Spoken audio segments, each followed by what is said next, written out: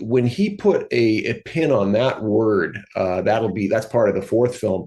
But it really struck to, you mentioned chronic illness, because it's the thing with Parkinson's, it's not like you just accept it once and go, okay, I have it. I mean, that might be it for a while, but then it progresses and, you get reminded. It's another thing. And there's the fear of a tipping point of when will it be too much, right? And you can't know until you're there. It's one of the things that actually comes up in Shortstop in this film. My dad and I cut the conversation kind of short because it went in a direction I wasn't comfortable sharing at the time. I talk about it now after the fact, but he mentions how important his independence is to him and says flatly, I don't know if it's worth living without it.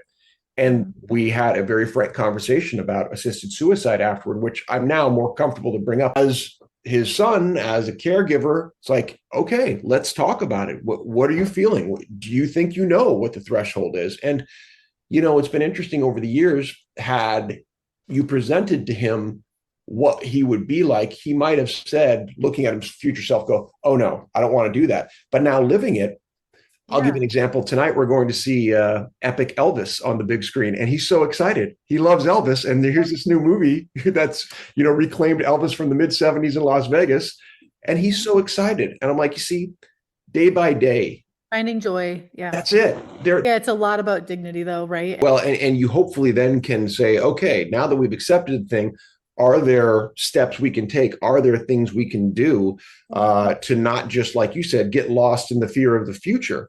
Well, I'm still here now. And you look at The Rock and you're like, that's impossible. There's no way.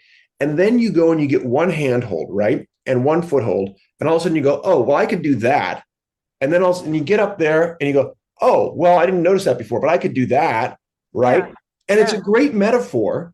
And by the way, rock climbing has become quite a thing for Parkinson's. It's like small steps. You're right. Yeah, because that next foothold, handhold, it looks like a sheer wall if you try to look at the whole thing, right? Much like the fear of the future might be, but actually there is room to navigate. And oh my God, this feeling when you do get the top of wherever you're going, that view will change your life.